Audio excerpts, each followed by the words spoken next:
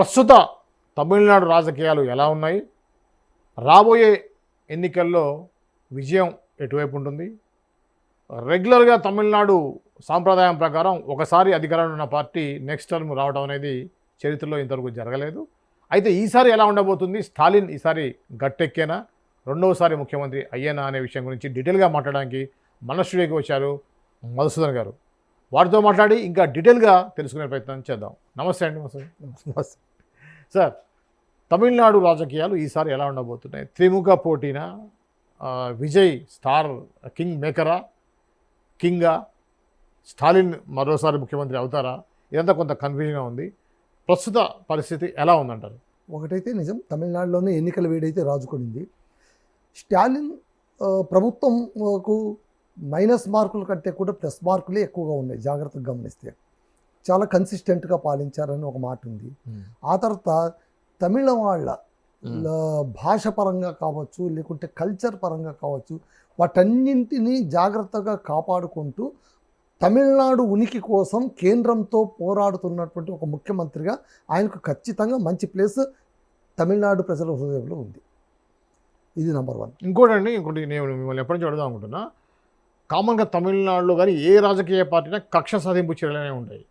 కానీ స్టాలిన్ వచ్చిన తర్వాత అంతకంటే ముందున్నటువంటి జయలలిత గవర్నమెంట్లో ఉన్నటువంటి ఆ కిట్స్ మీద ఆ ఫొటోస్ కానీ అవన్నిటిని, ఆ కిట్స్ని యథాతథంగా ప్రజలకు పంచడం జరిగింది. అవును, సో అది చాలా ప్లస్ అయింది. అది అది అది అందుకే చెప్పేది, స్టాలిన్కు మంచి మార్కులు పడ్డాయి అనడానికి మొదటి కారణం ఏంటంటే ప్రతిపక్షాలను గౌరవించడం అనేటువంటి కొత్త సంప్రదాయానికి స్టాలిన్ శ్రీకారం చుట్టిన మాట అయితే వాస్తవం. అవును, చాలా సందర్భంలో ఆయన ముఖ్యమంత్రి అయిన తర్వాత చాలా సందర్భంలోన ఇప్పుడు జయలలిత మొదలుపెట్టిన పథకాన్ని సాధారణంగా ఏ ముఖ్యమంత్రి అయినా ఒక పథకం మొదలు పెడితే దాన్ని ఆపివేయడము, దాని పేరు మార్చడము, ఇంకోటి జరుగుతూ ఉంటుంది.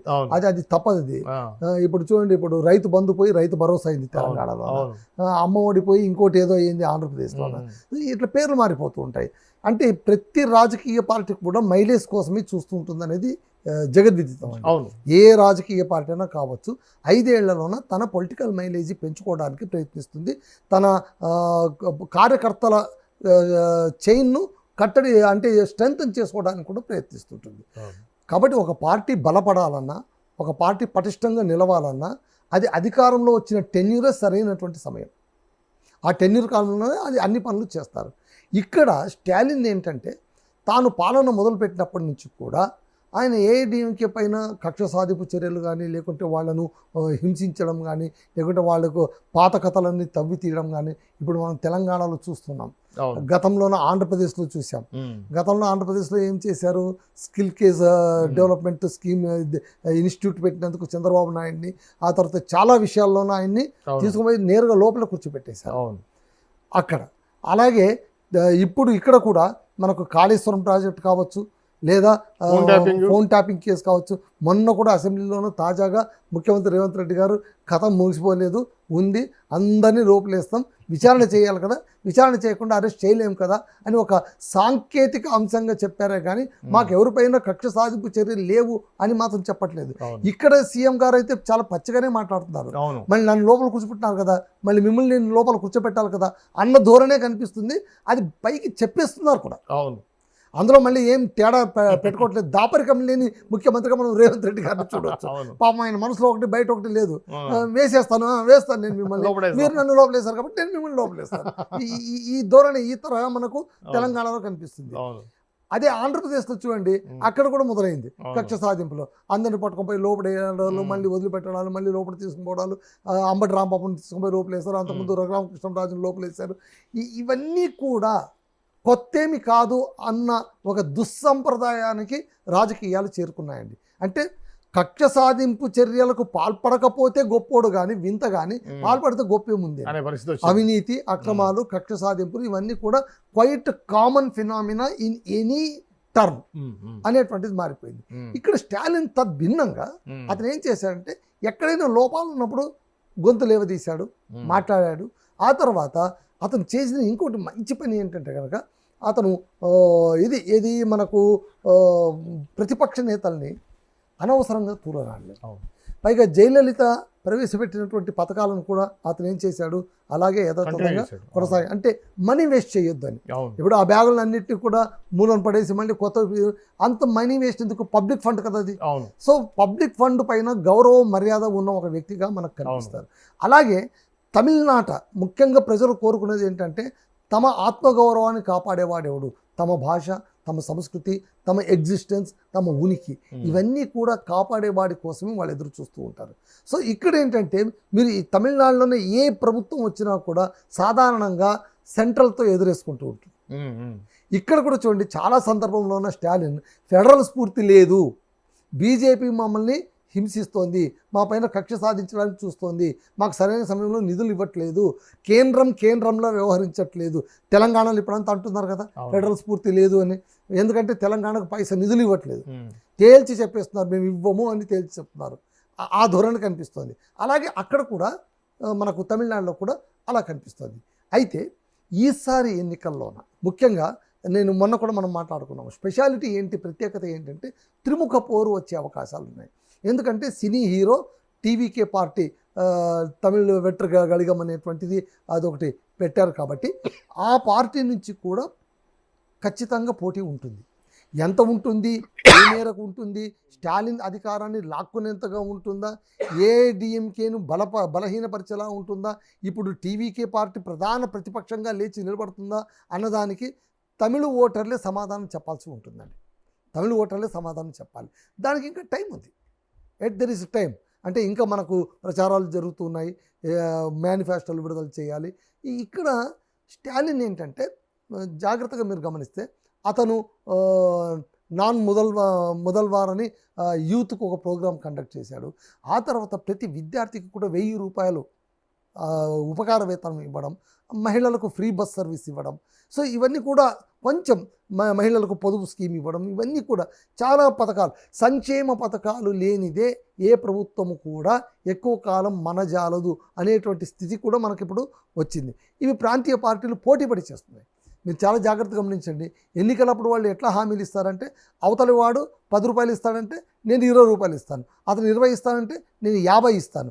సో ఇలాగా రకరకాలుగా వాళ్ళు ఏం చేస్తున్నారంటే మాటలపైన మాటలు, హామీలపైన హామీలు ఇచ్చి ఓటర్లను వశపరచుకోవడం కోసం, ప్రలోభపరచుకోవడం కోసం సంక్షేమ పథకాలను ఎరగా వేసేటువంటి ఒక దుస్సంప్రదాయం కూడా వచ్చింది. మీరు 2 తెలుగు రాష్ట్రాలు చూడొచ్చు, రేపు పొద్దున బీహార్ అయినా పశ్చిమ బెంగాల్ అయినా చూడొచ్చు, తమిళనాడు అయినా చూడొచ్చు. మాటలకు అంటే ఎక్కువ హామీలు ఇచ్చుకుంటూ వెళ్ళడం. సంక్షేమ పథకం ఎక్కువగా ఇవ్వను, నాకు కావాల్సింది అభివృద్ధి మాత్రమే. ఇప్పుడు అంతెందుకండి, నగదు బదిలీ పథకం అప్పట్లోన చంద్రబాబు నాయుడు గారు నగదు బదిలీ పథకం పెడతానంటే కనుక ఈయన కుదరదు అన్నారు. ఎవరు? జగన్మోహన్ రెడ్డి గారు. కుదరదు అన్నందుకు ఏమైపోయింది? సో సంక్షేమ పథకం అనే పులిపైన వీళ్ళందరూ స్వారీ చేస్తారు, కింద దిగితే తినేస్తుంది. దాన్ని అలా నడుపుకుంటూ పోవాలంటే దాని నిధులన్నీ పెట్టాల్సి ఉంటుంది. అందుకోసమే చూడండి, ఇప్పుడు చూడండి తెలంగాణలోన రైతు భరోసా ఇంకా సరిగ్గా ఇవ్వట్లేదు అనేటువంటి ఒక టాక్ వస్తుంది రకరకాలుగా. ఎందుకంటే నిధులు సరిపడవు, బడ్జెట్ సరిపోదు, అప్పులు చేయాల్సి వస్తుంది.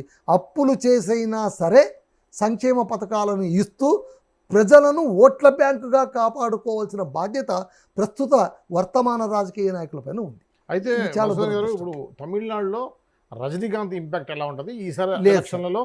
రజనీకాంత్ ఎవరి వైపు ఉన్నారు? ఎటువైపు అని కదా, ఆయన అలీనంగా ఉన్నాడు. ఆయన ఎప్పుడు కూడా ఎటువైపు లేడు. ఆయన ఒక పార్టీ పెట్టవలసిన మనిషి, నేను పార్టీ పెట్టను అన్నాడు. ఆయనకు రాజకీయాలంటే ఏంటో అర్థమైపోయాయి.